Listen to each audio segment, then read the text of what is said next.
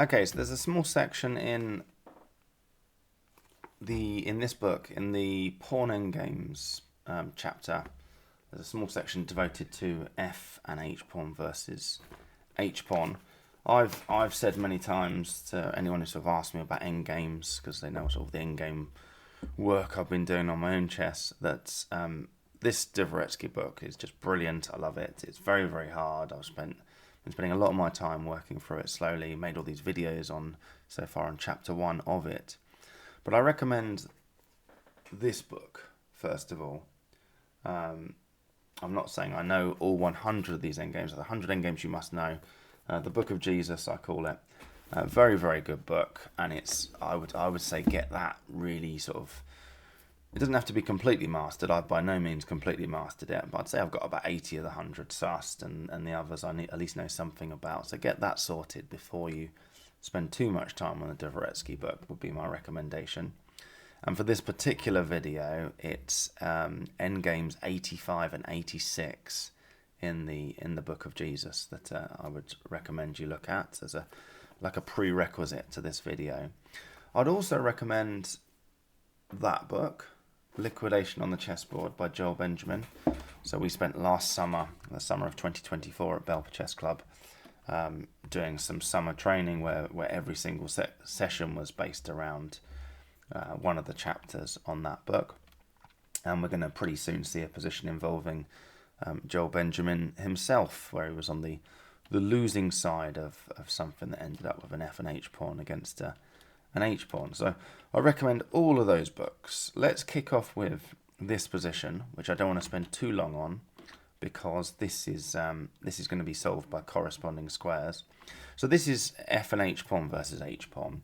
It's black to move. I reckon that we should know this position sort of inside out, because it's useful in its own right. I mean, you won't actually get this in a game. Why? Who knows? So that's, it's worth knowing this position in its own right, because it's F and H pawn versus H pawn.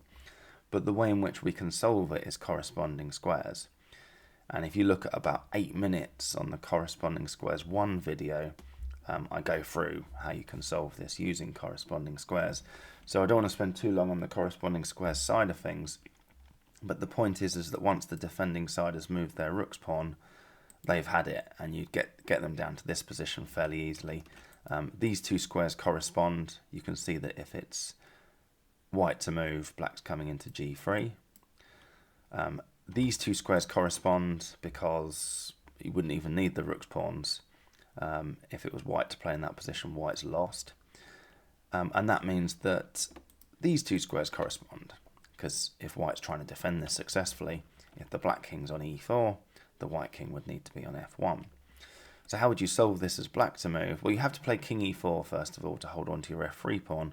But once the white king then moves back to F1, which they should do, that corresponds to E4. Just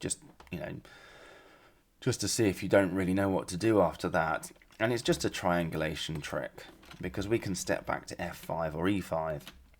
Both of those two squares, we are ready to jump to green or blue, and white doesn't have two adjacent squares on the chessboard where they're ready to jump to green or blue. They'd like to use these two squares, for example, but they can't because G2 is covered. So if both sides are playing their best, or sort of optimal play, this game's going to end with king E4, king F1, back to E5 or F5. Doesn't really matter. I mean, white just plays, I don't know, king E1, king G1, so they're still ready to step to these two. But then we play our sort of waiting move. And now, what does white do? If they go to F2, you come into F4 straight away, and king F1, then we can step to the corresponding square, which I think was blue a minute ago. And you can see it's over. Okay, king F2 is going to be met with king F4, and king E1 is going to be met with king E3. I think I've actually done that in the colours that I had a minute ago. Anyway, so that's corresponding squares. Check out corresponding squares 1 video about 8 minutes into it, if you want that slowed down a bit. But the point is that when the defending sides move their rook's pawn, it's over. Now,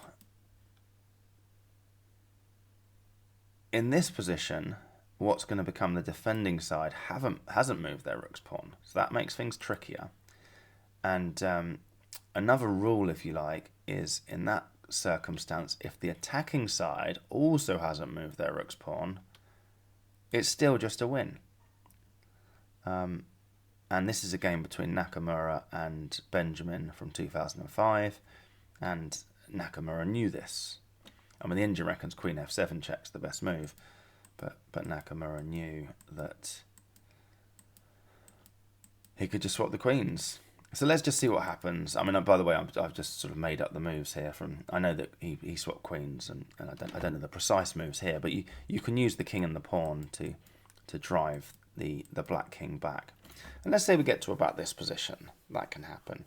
Neither side should push their rook's pawn. Neither side. We've already seen that if black's pushed their rook's pawn, we can easily create that triangulation situation.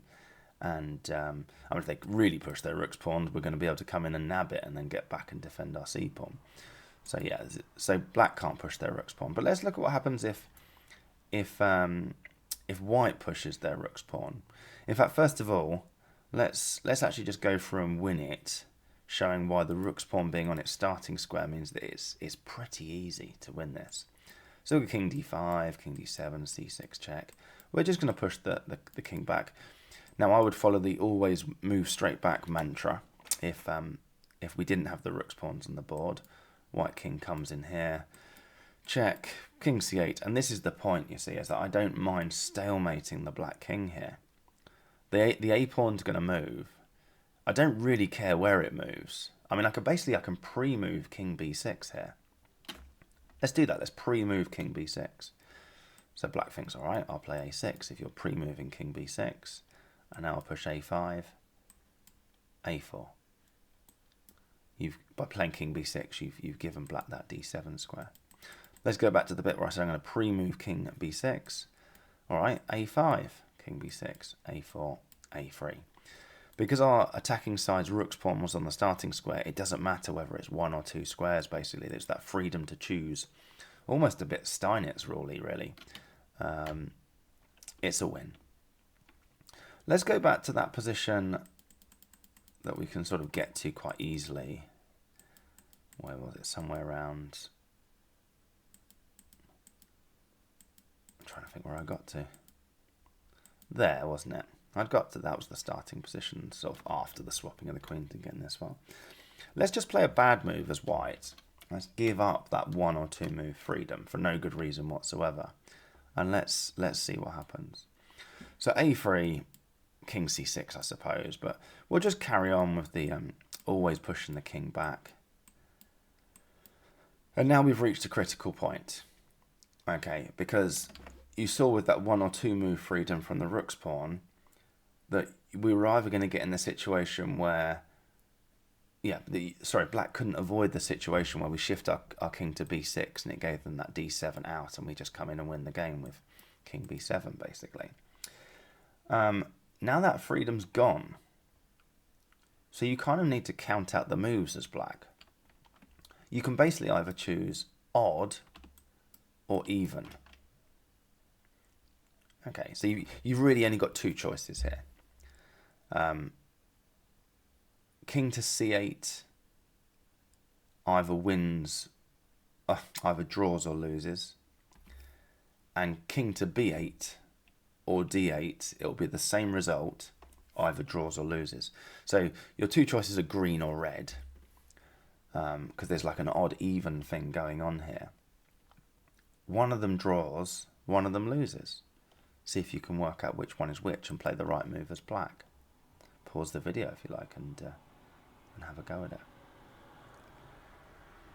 So if you play king c8, bad luck, you've just lost. White would come in here, king to d8, and now we can just push the a pawn because black basically chose the wrong move. We already know about the triangulation stuff where we can just, if black plays a6, we can forget about the odd even business and go back to the corresponding squares stuff. So the only other thing that black can sort of sensibly do is shuffle their king back and forth. We push the a pawn. Again, at any time if black pushes that a pawn, we go back to the triangulation stuff. So all black can do is shuffle the king, check, there, king c6, a6 is forced, king b6. So if we go back to the, you chose odd and you should have gone even. It doesn't really matter which one was odd and which one was even. Let's see if I can get it back to the, here. We chose king c8. I can't remember what colour I did. I think it was those colours. So yeah, king c8 loses. King b8 or king d8, doesn't matter. They draw. Let's just see that through. King d8, king d6, and then we just do the shuffling thing again. There's just nothing white can do. I mean, if they push the a-pawn, we just shuffle. Keep pushing the a-pawn. You know, what does white do? c7, a6. It's a draw. So let's just go through some of those original moves again. So yeah, quick summary of everything you can get from endings 85 and 86 in the Book of Jesus. And I do recommend spending some time on it. If the defending side's rook's pawn's left its starting square, you're just going to win it. If the attacking side's rook's pawn hasn't left their starting square, you're still just going to win it. So Dvoretsky sort of gives all of that a miss, I guess, because he just regards it as sort of basic prerequisite stuff, and goes straight into this extremely important position. So pause the video. Let's say that you're black. Pause the video and decide whose move you want it to be. Okay, you're black and you're trying to win. Whose move would you like it to be? And Dvoretsky calls this an extremely important position. Worth learning, actually. It's worth learning this actual position. So if you're black, you should choose black to move, which is a bit weird, actually. It looks like whoever's got the opposition would have the advantage. But black kind of does have the opposition. Okay. I mean, there's different winning moves, but they all revolve around the same idea. So maybe the simplest way of going through it. I've sort of deliberated over this, and I think the simplest way to show its win is this h4 move.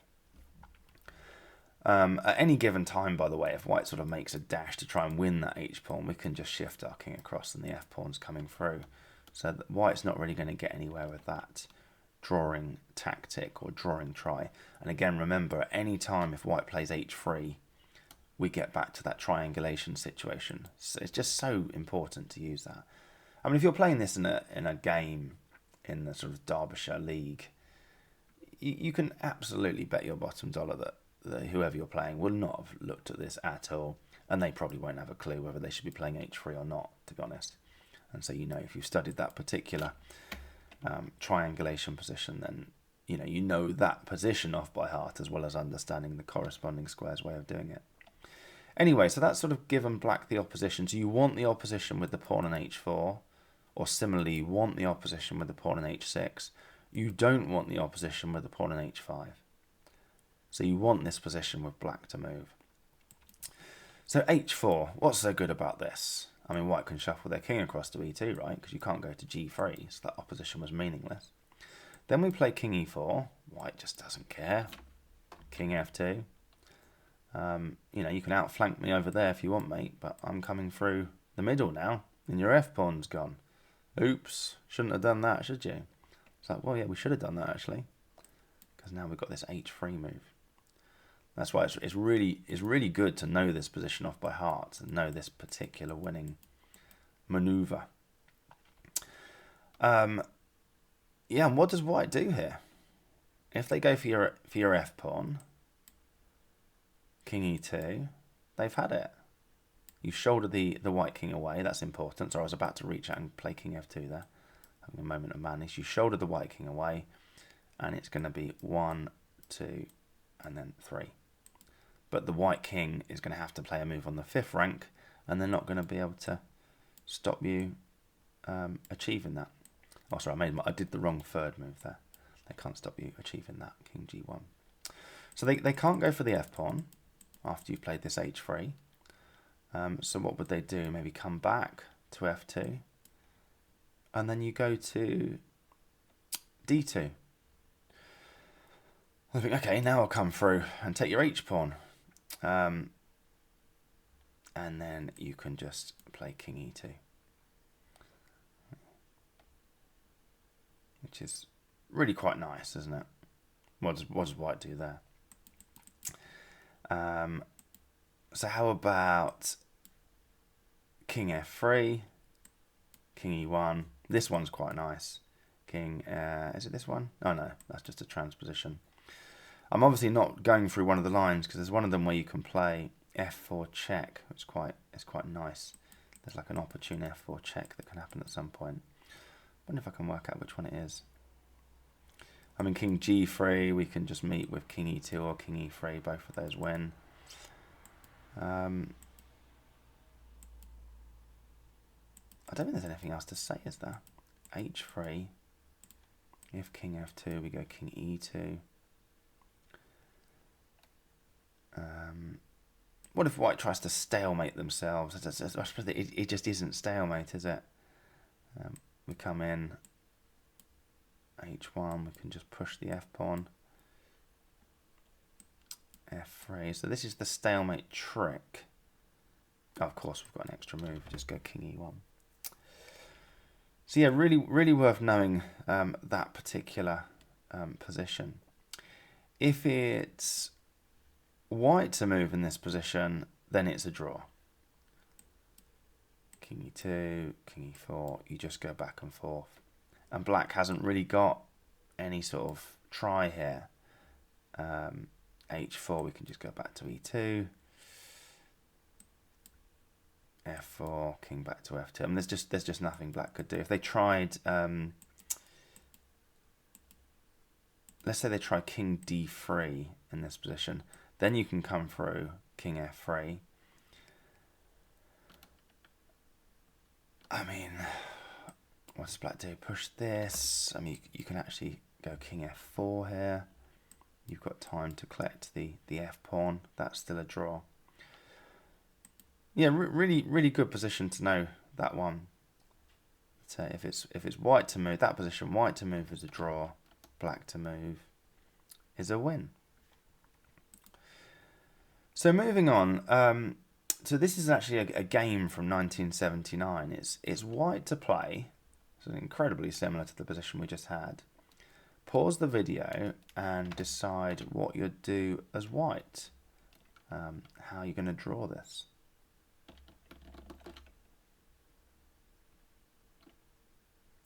So you only have one drawing move, and I guess you could just sort of count out the moves to get into the same position. But if you played, for example, king g3, that just loses. Okay, so h5, if king back to f3, we can go h4. We've taken the g3 square away from the king. If king to e3, then we can come into g4, king f2, king f4, and we've got exactly the position that we want. What else could we see? We might see king to e2. You'd still go king g4, king f2, and we've got the position that we want. And we could just see that finished off again, couldn't we? That's your key move there. You can outflank and then play this h3 move. I still feel like I'm missing one of the lines from there, but I swear I saw an f4 check appearing in one of them. But no. So yeah, king g3, h5, and then h4, and white's lost. If you went king f2, you've also lost. King f4, I don't know, king e2, h5, king f2, h4, same as earlier.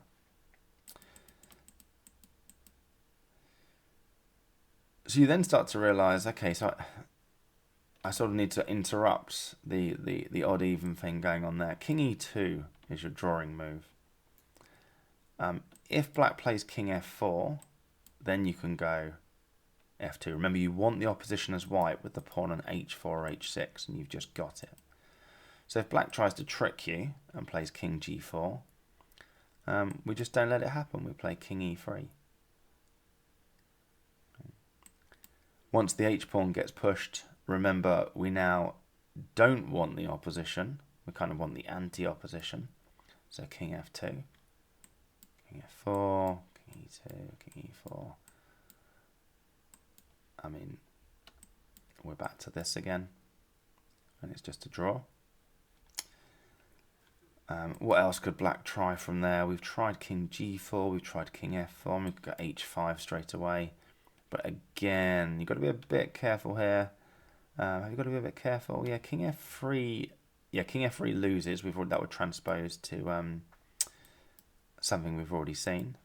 So again, you'd have to play king e3 here. You can actually even go back to the back rank there, just sort of cheating and looking at the engine. We can actually go king f1 because we're still ready to meet king f2 with king f4. Sorry, with king e2, and we're ready to meet king g4 with king f2. Remember, when the black pawn's on h5, we want the anti-opposition, because the point is that when black pushes it, then we can take the opposition. So that all happened in a 1979 game, and I think the guy did actually play. I think this is how the game went. King g3. Or maybe I just made that up. It was in the tragicomedy section, so it was obviously messed up. Right, this is a very complex position. This appeared in Reuben Fine's Endgame book that he wrote back in the 40s, 1940s apparently. But Dvoretsky said he basically made a right mess of analysing it, completely erroneous analysis. I mean, you could pause the video and have a go at it, but I mean, there's a lot going on. But yeah, do pause the video. It's white to play. Think about how you'd go about at least achieving the first stage of any drawing plan, if indeed there is a way to draw it. So the first thing is that we've got an outside passed pawn versus a protected passed pawn, and we're going to end up with a sort of in a mind square situation where the only way that white can make progress is to push that pawn and just jettison it basically to win this one. And then the idea is they'll come in and outflank the black king, and then it just depends on the situation that you sort of the what's it called, sort of the leftover situation with the pawns. There's all sorts of different positions we've looked at in different videos. There was a Shirov versus Timon game where that was going on, and it was drawn because once the jettison pawn had been jettisoned, there was no way for Shirov to clean up on the king side. But Timon actually failed to spot it and just resigned. I mean, that gives you an idea of how tough this is when a player of that caliber just resigns. But anyway, we've got protected passed pawn versus outside passed pawn, and we're going to get into that situation. And you might be wondering, what on earth has this got to do with f and h pawn versus h pawn? Well, we'll soon see. So let's just go for it. So king b4, king b6. We're going to get into this outside passed pawn situation. Now white plays this h5 move just to break up the black pawns. It's really quite a clever move because it's going to mean that the black pawns are sort of easier to get at. And black has to deal with that because we've got the mine square situation. Both kings have already stepped on the mine. It's a mine from black's point of view because they need to be ready to step into this square if the e-pawn goes. And it's a mine from white's point of view because their king's getting forced backwards otherwise. So yeah, black has to deal with that, and they take it. And now we go for it. And hopefully we're starting to see how this is going to be. Rook's pawn, rook and bishop's pawn versus rook's pawn, f and h pawn versus an h pawn. It's now clear that the f pawn's going. And black can draw this.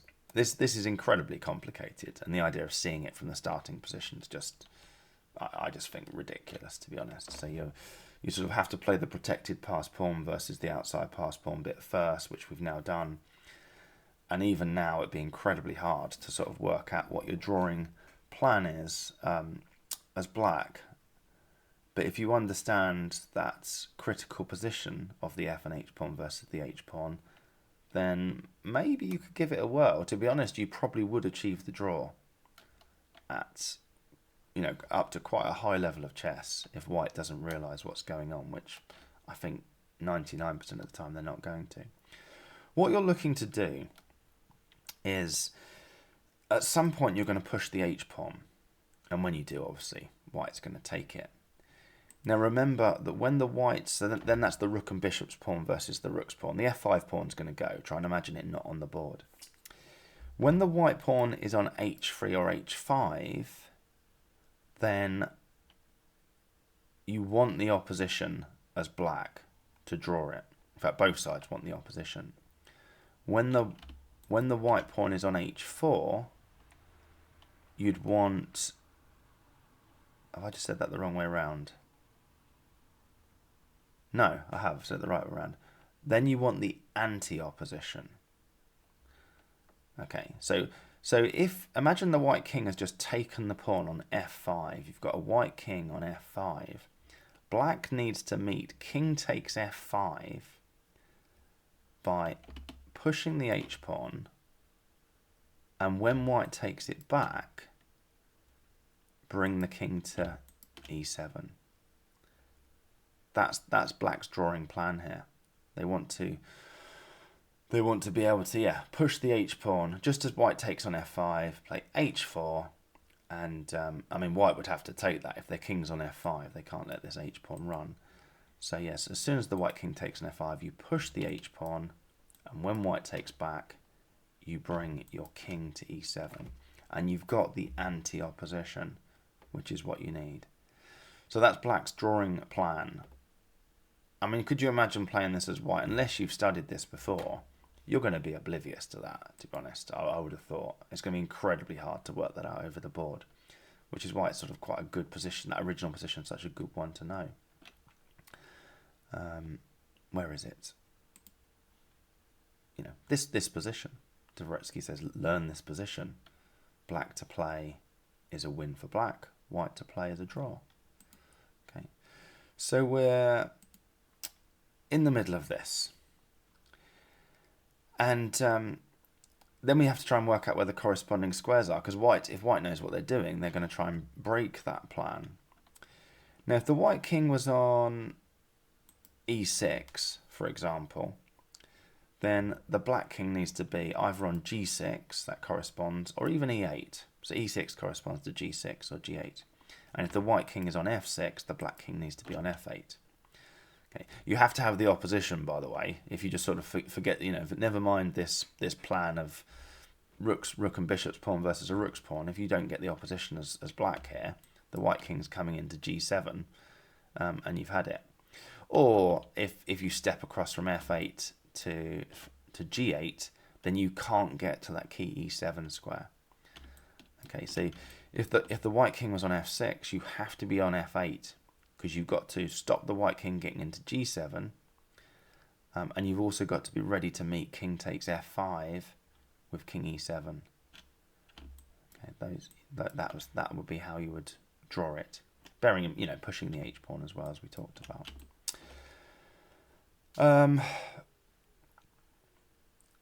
So I think that also means that if the white king was on e7, the black king would need to be on g7. Again, a sort of lateral opposition, because on e7 the white king's ready to jump to f6 or e6, and so the black king would need to be ready to jump to f8 or g6, although you couldn't jump from e7 to f6 obviously if the black king's on g7. So and there's nothing black can do, by the way. But I'll just go through the king route because Dvoretsky goes on about. So if you're bearing in mind all those corresponding squares, Black's most stubborn defense he talks about is king f7. I wonder if I could do these in yellow. So yeah, let's do them in yellow so we can keep the green, red, and blue circles on the board.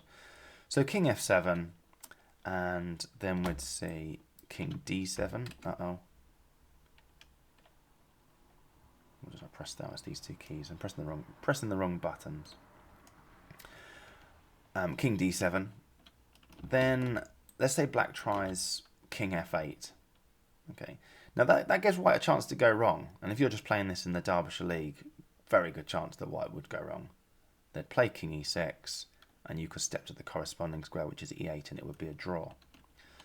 So if the Black king's on f8, ready to jump to green or blue, then we need to be ready to jump to green or blue. So you would play king d6. And then if the Black king came to g7, that's e7 corresponds to that. And when the Black king comes back to g8, the White king would come to e6, ready to jump to red or blue. Finally, if the Black king went to f8, we don't take the pawn. If we take the pawn, king e7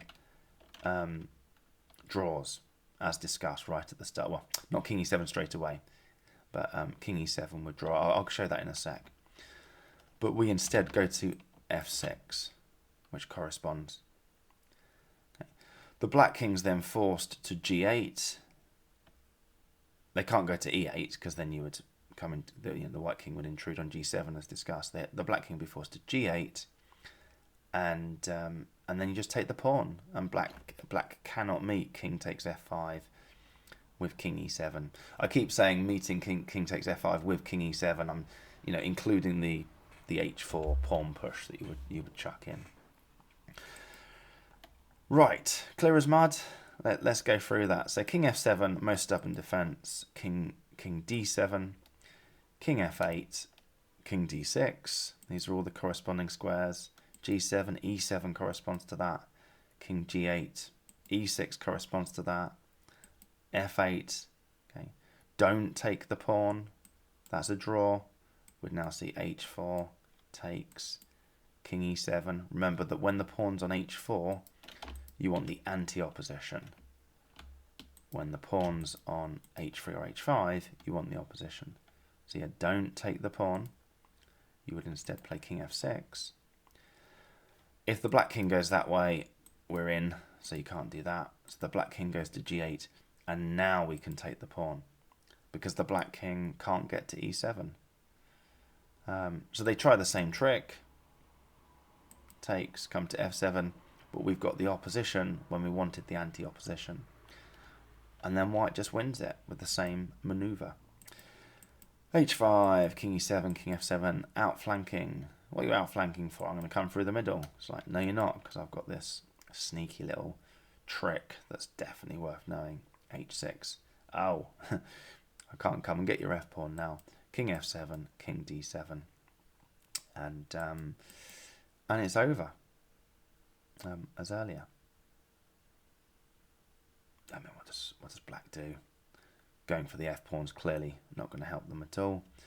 Let's try king g6, king e7. I mean, this is just coming through, isn't it? Anyone see all of that back in this position?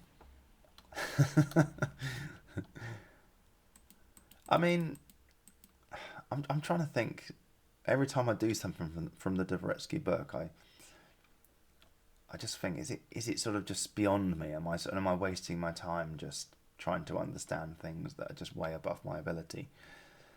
I feel like I'm good enough to understand the protected pass pawn versus the outside pass pawn with the mined squares. I sort of get that. I doubt I could then analyse them into the next stage of the. Wait, sorry, I'm just almost certain I can't analyse into the next stage. But then I'm trying to work out, am I now good enough, having read this Dvoretsky stuff, that I could at least work it out from here? Could I work out that? I don't know, maybe it would have to be this exact position for me to think about it. But at the very least, I like to think that I understand that position. I'm going to learn that position. In fact, I think I already have learned that position.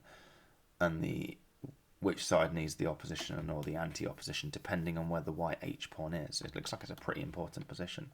By the way, if you're playing this in the Derbyshire League, very strong chance that whoever you're playing doesn't even understand that whichever side you are, you didn't want your rook's pawn leaving their starting square.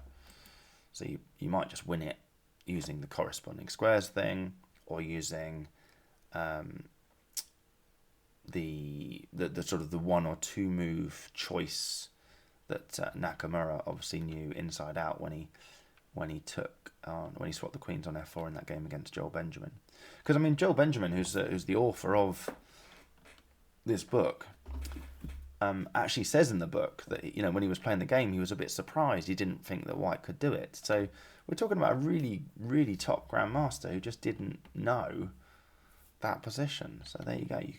You could be playing in the Derbyshire Division 2 and get a rook's pawn and a bishop's pawn versus a rook's pawn. You're the attacking side, and you would know it. So all of a sudden you know something that a grandmaster at the time didn't. Anyway, that was that. I mean, and also, are we surprised that a grandmaster from the 1940s wrote an endgame book with this position in it, trying to help the reader, sort of thing, and apparently made a complete balls up of it. Or to quote Dvoretsky, he published it with completely erroneous analysis. Right, last one then. I guess test yourself to see if you've learn anything. So if you get this one wrong, just think, wow, what was the point of that video? To be honest, I don't think I've learned anything there. In which case, sorry, tried my best. It's white to play. Pause the video and decide what you'll do. This is in the tragicomedy section of Dvoretsky. So again, a very strong chess player is about to play the wrong move. Can you play the right move? Pause the video and have a go. So well done if you just took the pawn. And when it comes up as a pause the video moment, you think, oh, I bet if you take the pawn, that's a mistake for some reason. You're almost like lateral thinking about it, and you've been double bluffed into playing the wrong move. Because if you play King G5, that's what the bloke at the time did, and it was a mistake. So King takes F5. If black plays King F7, remember that when the pawn is on H5, you want the opposition as white. You want the opposition if the pawn is on one of those two squares. You don't want the opposition. You want the anti-opposition if the pawn is on H4. But don't forget you've got this F4 move. Well, in fact, white can play King E5 first. And you've got this F4 move. You could have played it back here. There's nothing wrong with that, by the way. F4, and you've got the opposition with the pawn on H5. So we'd see that same position again, all the way through.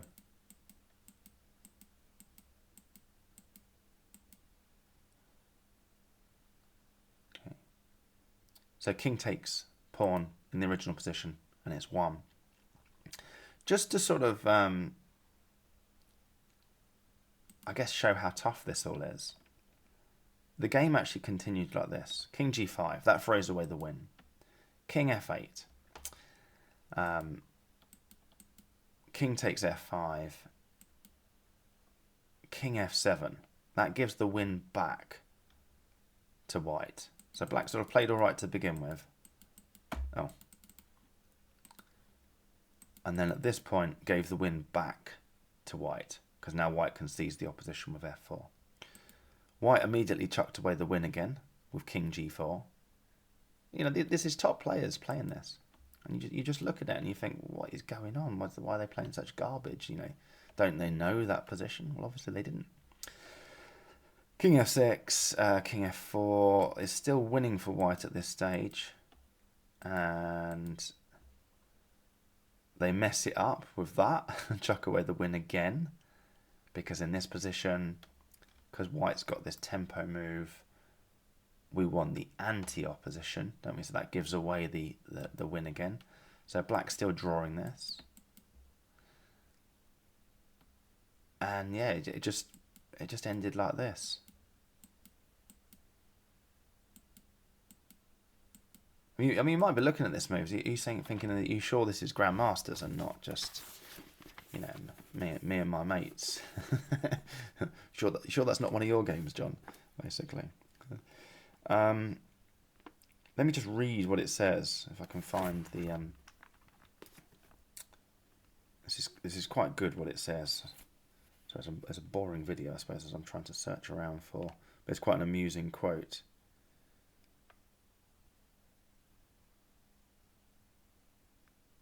This example demonstrates how senseless the play of both sides can seem when they are unacquainted with the ideas behind a position. I don't know. My plan is to get acquainted with this position and hope that my play doesn't then seem senseless.